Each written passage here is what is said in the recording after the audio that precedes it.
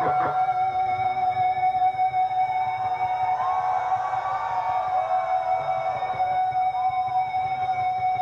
how did your solo bass, the bass solo you actually play, evolve?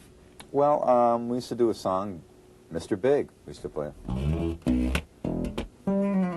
Did that song by Free in Tallis in the old band. And he used to have this real long...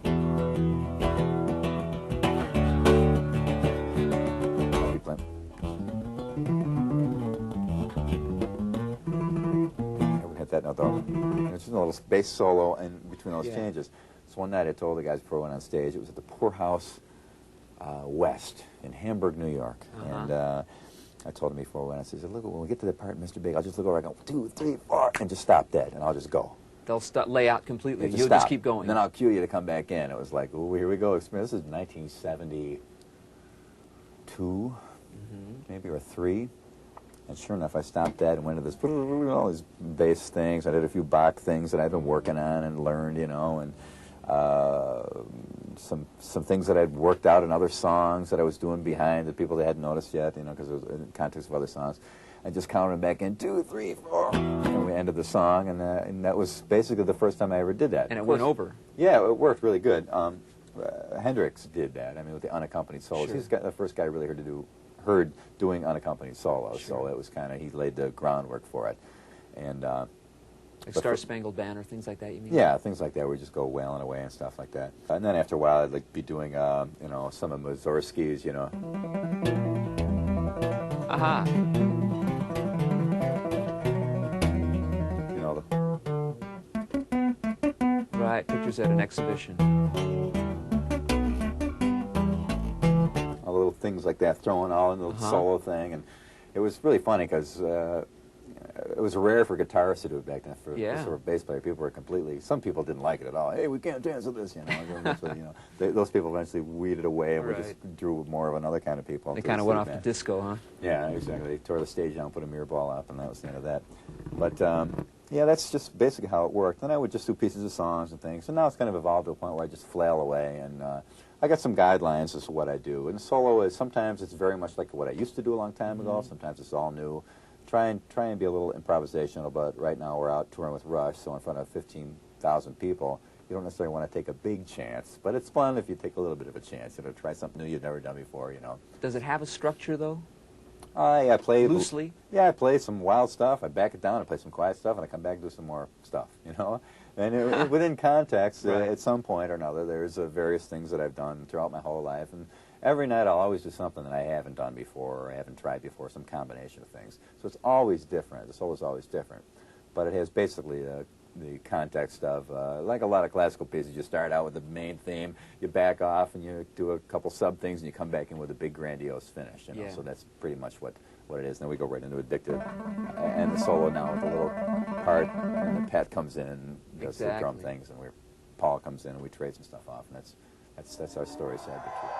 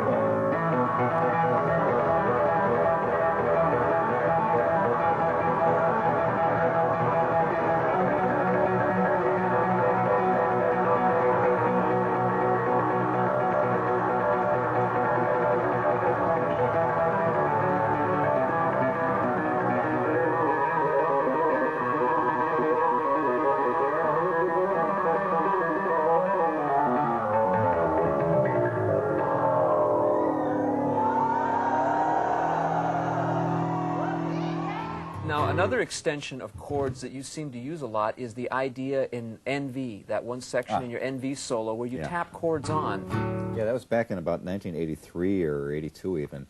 I don't even know where it came from. I was just kind of, I was doing holding a chord and doing a little trill on top of it. There's a D major chord. I found out that all those notes there kind of worked. So again, looking at the simplistic point of view that I did and still do sometimes. Now I made the chord a minor, which means this note does not work.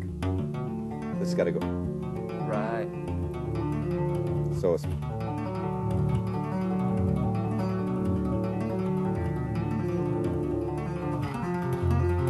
That was an accidental move. When I first did that, I had no idea. Another accidental one. Now there's a C chord here, and I'm playing. Actually, it's a G major chord over a C. Yeah. See how that works? Exactly.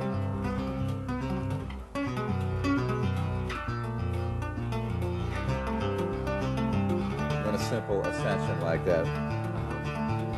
The fingering is kind of tricky. I saw when I did a clinic in Japan, I saw a kid try to do that, and he had the whole thing, but he had these fingerings that were all like, oh, really? all over the place. But it's actually, again, a lot of times when you hear something, it sounds more complicated than it really is.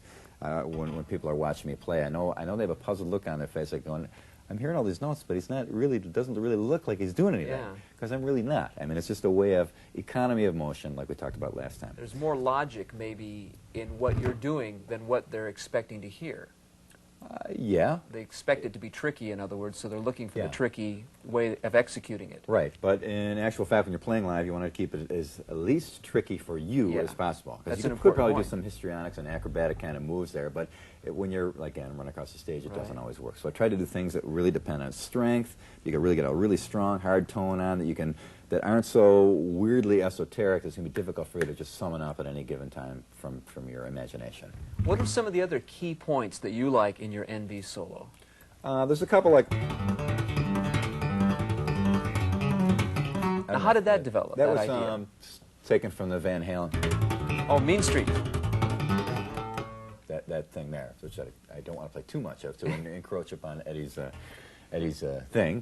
When I first saw him doing that in 1980, it was part of his solo, and later on he put it into the intro of a song. An amazing piece of music, and it's actually, I think, from what I understand, taken from a bass slap bass figure. Because Eddie's a great bass player and a good drummer too. It helps out his guitar playing. That's why I urge bass players to learn a little bit about guitar and definitely a lot about drums because it helps out your playing a lot. So remember that. Remember that. So so that tapping thing, because I never did the thumb thing. I can't. I'm just not. I practice it once in a while, but so many other guys have it so much better than I do. Why even bother? You know, just call you them probably if you could, but you got priorities. Yeah, I would like to because it's really great. But so I just did a lot of tapping with this finger naturally because I never even really knew about the thumb stuff because of most of the stuff I played didn't require it in most rock bands. Just a way of you're hitting on the octave.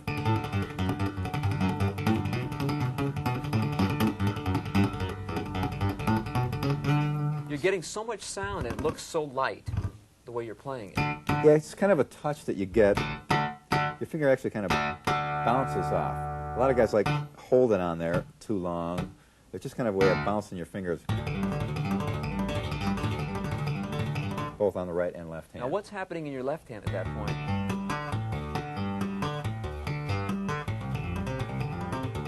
Aha. And, So this upper note section has a pedal kind of effect. It stays put you while the other notes below it change. You're kind of getting that chord there, so you got to kind of stick within the realms of what works with those three notes. Ah.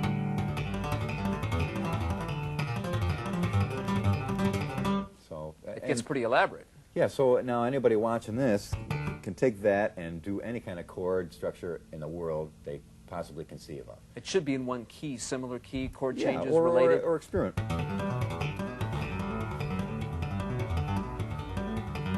I can honestly say I've never played that pattern before in my life before this moment here.